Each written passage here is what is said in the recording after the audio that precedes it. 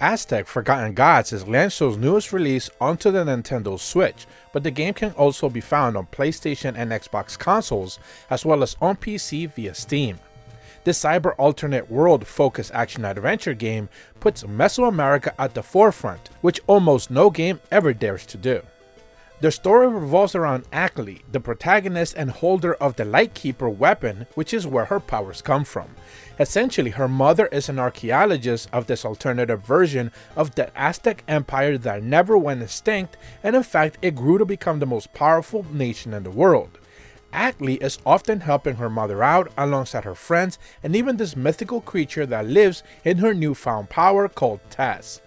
He's the one guiding her through the entire journey and the reason why you're tasked to take down other deities to amass massive power.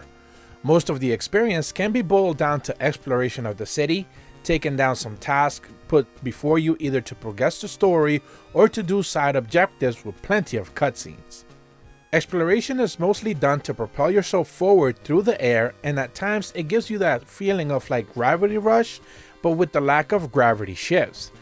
To improve your exploration speed and abilities, there's a set of upgrades that are put in front of you as you decide to go on how to make yourself more powerful. Ultimately, it's all done to get you to move from point A to point B just a bit faster, as you're also improving your combat skills.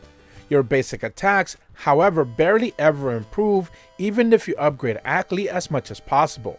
Everything is based on your arm's more powerful strength and techniques, so it limits the opportunity to develop other aspects of combat, which is a bit of a bummer. Thankfully, dealing with ordinary monsters isn't much of a fight, and it's a rinse and repeat kind of occurrence. Sadly, the same can also be said about boss fights, which certainly shift the perspective to seem more menacing than most trash encounters. However, once the actual fight begins, you realize it's kinda like a Mario encounter.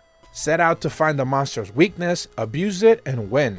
There's no dynamism to any of it, which prevents it from actually ever standing out. Performance on the Nintendo Switch, at the very least in handheld mode, is kind of all over the place. I played all of the entire time on my Switch Lite, and performance was simply not good. There's clear frame drops happening as you explore the city, and combat never really feels smooth because of it as well. I did not get a chance to check it out on dock mode, so perhaps it could be a little bit better, but I can't speak to it in any regard. Huge shout out to Stride PR for providing the B-roll you're actually seeing on the screen right now. Aztech Forgotten Gods is a bit of a mixed bag on all fronts. It's certainly an ambitious project for Lienzo, and it also feels like it's the first step into something greater that could lead to amazing things if they decide to stick with it, but it'll all remain to be seen if they decide to do a sequel. Nintendo Sphere gets Aztech Forgotten Gods on the Nintendo Switch a 5 out of 10. If you're brand new to my channel, be sure to leave a like and subscribe, hit the bell to receive notifications when the videos go up, and as always, thank you so much for watching. See ya!